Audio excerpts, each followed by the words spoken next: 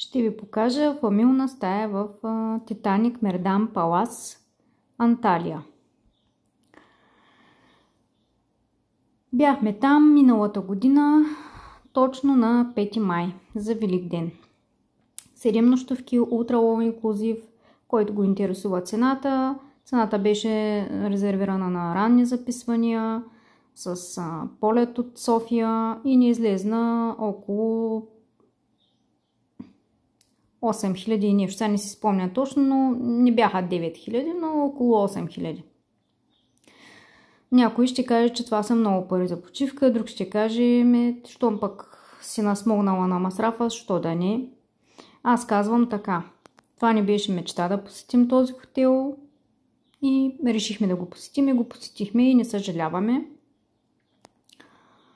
Защото, както всеки казва, както всеки любител на Анталия казва, Титаник Мердан Палас е мечта на всеки.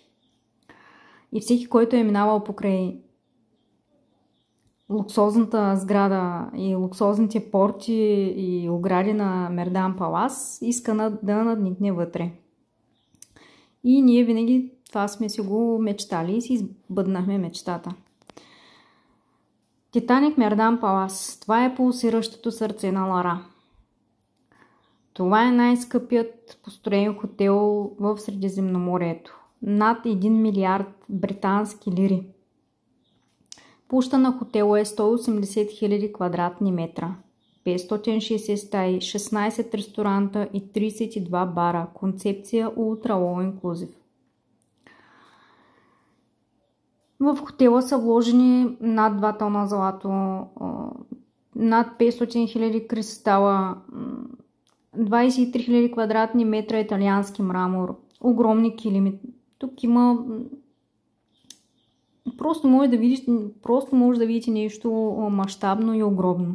То затова и собственика на Мердан Палас, инвеститора, по-скоро е фалирал.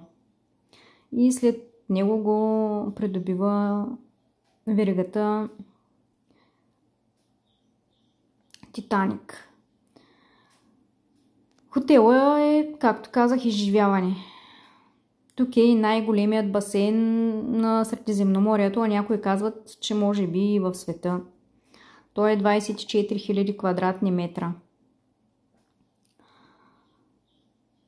Нашата стая беше фамилна и беше една от скъпите стаи. Тоест, за нормална двойна стая предполагам, че ще е наполовина. Но ние искахме да бъдем в централния корпус с тази огромна тераса, с 2 стаи и да усетим лукса на Титаник Мердан Палас изцяло.